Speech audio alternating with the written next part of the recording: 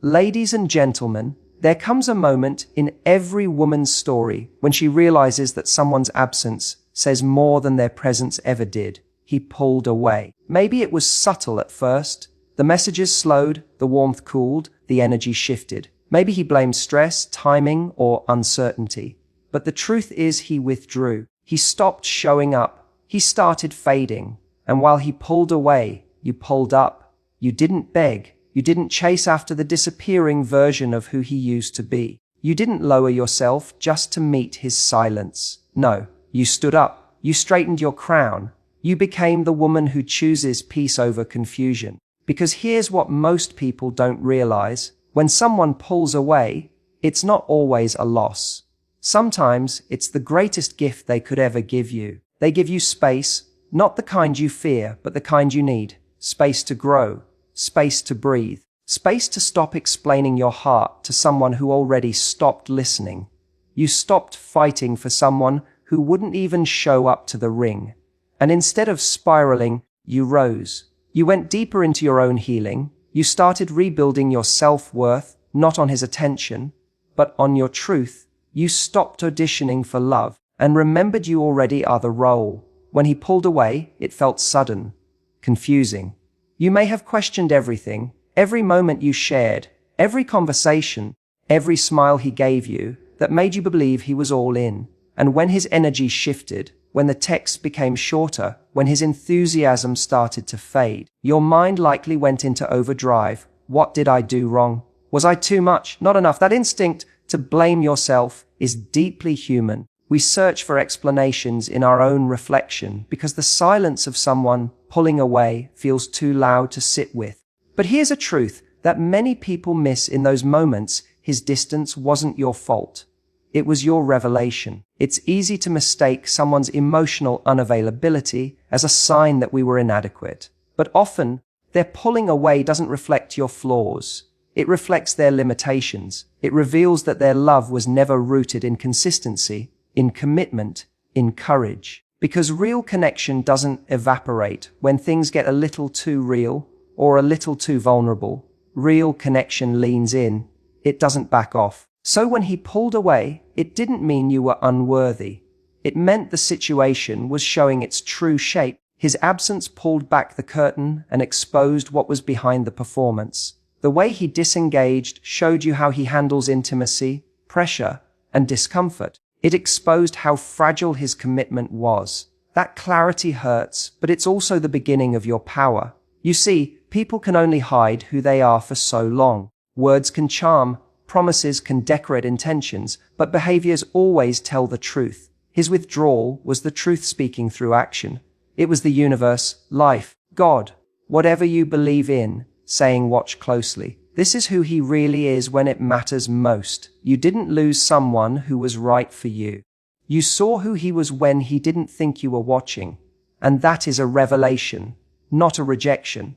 Because if someone can walk away from you while you're showing up fully, lovingly, and authentically, that says everything about their emotional capacity and nothing about your worth. You were enough before he started drifting, and you're enough now that he's gone. The revelation is this: you've been trying to love someone who only knows how to love when it's convenient. You've been pouring from a full cup into someone who never planned to fill yours.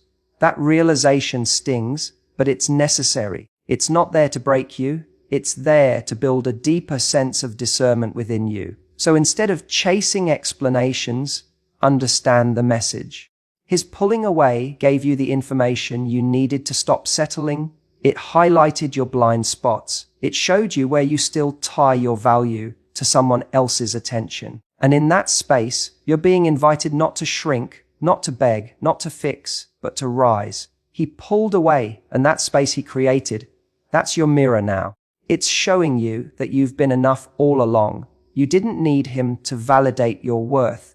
You just needed this distance to remind you of it. You didn't chase. You chose yourself. And that simple shift, though it may seem small to others, is one of the most powerful decisions a person can make when they're being emotionally abandoned. When someone pulls away, the natural reflex is to run after them, to fix it, to say more, do more, prove more. It's instinctive, especially if your heart was all in. You remember the moments that mattered, the laughter, the closeness. You feel the disconnect as if it's your responsibility to reconnect it. So often, we confuse love with effort. We think that if we just give a little more, explain a little better, hold on a little tighter, they'll turn around. But the moment you chose not to chase, something in you shifted. You chose your dignity over desperation. You chose clarity over confusion. You stopped making excuses for why someone couldn't meet you where you were already standing. And that's not weakness. That's wisdom. When you choose yourself in the face of rejection or silence, it means you finally understand that love isn't meant to be begged for. Real love, honest, stable love, meets you halfway. It doesn't make you audition. It doesn't retreat the moment things get real. It doesn't force you to keep proving your worth over and over again. By not chasing, you're not giving up on love. You're giving up on settling. You're giving up on running towards someone who's already halfway out the door. Because chasing someone who's drifting away only teaches them that they don't have to value your presence to keep it. But when you pull back, when you refuse to fight for a spot in someone's life that they clearly aren't protecting, you reset the balance. You send a message not just to them, but to yourself. I am no longer available for halfway love. Choosing yourself doesn't mean you don't care. It means you care enough about your emotional health to stop pouring into someone who's not pouring back. It means you're willing to sit in the discomfort of letting go rather than settle for the temporary comfort of being almost chosen. And yes, it hurts. Choosing yourself often comes with heartbreak, but that heartbreak is clean. It's honest. It's the kind that leaves you stronger, more awake, and more aligned. Because every time you choose yourself instead of chasing someone else, you reinforce the truth that your value is not negotiable. You're not someone who needs to perform, plead, or persist just to be loved. The world teaches us to win love by effort. But real love is never a prize you earn through exhaustion. It's a connection that flows freely, built on mutual respect and presence, not pursuit. When you chose not to chase, you didn't lose anything. You simply refused to lose yourself in the process of trying to hold on to someone else. You didn't lower your standards. You didn't water down your needs. You stood your ground. And that's how self-worth is born, not in the easy moments, but in the ones where you could have chased and didn't. That's the kind of strength that shifts your entire story. You no longer wait for someone to circle back. You move forward, not out of pride, but out of peace. Because when you choose yourself, you make space for someone who won't ask you to chase them, because they'll be walking right beside you. Pulling up means leveling up emotionally. It's not just about looking stronger on the outside. It's about becoming stronger on the inside. It's when you stop reacting and start reflecting, when you no longer let someone's hot and cold behavior dictate your sense of peace, when their silence no longer pulls you into panic, and their inconsistency no longer makes you question your worth. It's one of the hardest transitions you can make, especially when you've been emotionally invested, because emotional leveling up doesn't look loud. It's not flashy. It's quiet. It's internal. It's that moment when you get the urge to reach out, to explain yourself one more time. But you don't. Not because you don't care, but because you've realized your peace matters more than their attention. You begin to mature out of the emotional chaos. You stop fighting to be heard by someone who has already chosen to stop listening. You stop assigning so much meaning to every little thing they do or don't do. You stop personalizing their distance. And that's not coldness, that's growth. Leveling up emotionally is when you can look at the situation and say, maybe he's confused, maybe he's emotionally unavailable, maybe he just doesn't want this the way I do. And instead of trying to change it, you accept it. That's the beginning of your power. When you let go of the need to rewrite someone's truth in order to feel good about yourself. You stop trying to manage their confusion. You stop trying to earn love through emotional labor. You realize that someone who's unsure about you isn't where you're meant to stay. And the reason that realization feels like grief is because a part of you believed the story could be different. But the real win is understanding you deserve a different story altogether. Pulling up emotionally is reclaiming all the energy you used to spend overanalyzing text messages, trying to decode mixed signals, or waiting for validation that should have come naturally. It's about walking away from situations that keep you in emotional survival mode and into spaces where you can breathe again. It's not a performance, it's a recalibration. You start prioritizing your emotional health over the fantasy of what could have been. You stop needing closure from them because you've given it to yourself. You stop needing someone to come back to feel whole because you're no longer trying to fill the gaps inside you with someone else's attention. That's what emotional leveling up really is: wholeness. The decision to protect your inner world even when your outer world feels uncertain.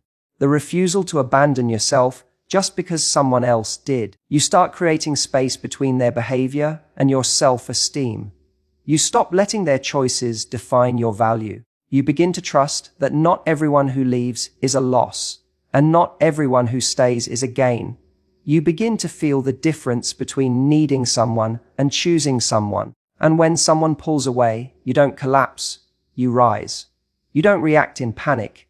You respond with perspective.